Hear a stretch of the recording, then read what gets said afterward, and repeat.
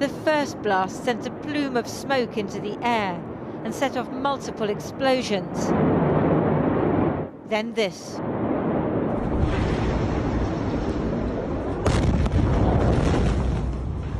People were watching and filming from all over the city. The blasts were in the port area. Lebanon's health minister said a ship of fireworks had gone up, but other sources said it might have been a warehouse of ammunition. Shipping containers were blown open, and the smoke rose, casting a pall that could be seen for miles. No one knowing if this was a horrific accident or worse, a terror attack. The force of the explosions overturned cars hundreds of meters away. Such huge blasts must have killed people, but it's not yet clear how many. My car was down there. It rolled over. I think this was because of the glass. The glass cut me. My car was like this. Ambulances hurtled through the ruined streets. The Lebanese Red Cross said it had sent out 30 teams. The injured were rescued by whatever means possible to go to Beirut's struggling hospitals, already burdened by COVID-19 patients. I don't know what happened. I was fishing. I heard there was a fire, so I turned around and started to head home. Then I heard something explode. I got injured. I don't know what happened. In the city centre, people picked their way through rubble-strewn streets. The walking wounded, many cut by glass that had been blown out of apartments and shop windows. Not since the civil war in the 1970s and 80s have the Lebanese people seen such devastation. These horrific scenes come as Lebanon is in economic freefall, its currency almost worthless, unemployment and crime on the rise. Because for years, corrupt politicians have run the country like a collection of fiefdoms, the banking system like a Ponzi scheme.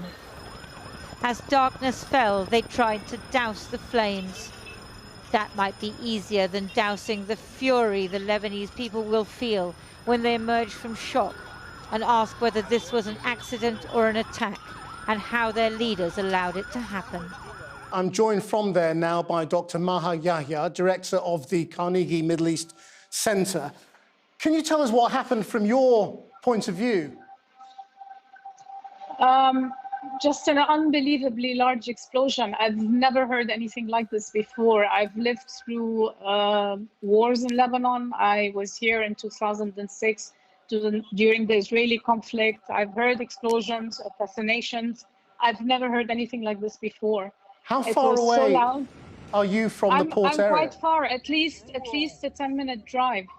10-minute drive without traffic. I'm not close. But the explosion was so loud that I thought it was right next to me. It was right next to my home. A friend of mine who lives on the other end of town thought it was right next to his. I've never seen anything like this. The whole building shook. And it came in waves. First there was the first wave, and then the second wave, and then we heard the blast, and things shattered everywhere. And what did you think? I mean, obviously, you know, things have been very tense in Beirut in recent days. I honestly, initially, I mean, the first thought was they've targeted someone. There's an assassination against someone. And of course, the first thought, the news was initially reporting it was in downtown. So my head went to PM Hariri. Luckily, it wasn't that. But now we're realizing, and then I thought, because it was so loud, I thought maybe it was another leader who lives right next to my house. Again, it wasn't that, but now we're just at a loss. I mean, the damage is so huge. It's been felt in Babda, the presidential palace, which is at least a 20-minute drive from the port. It was heard in the mountains in Faraya. I mean, it was heard almost everywhere.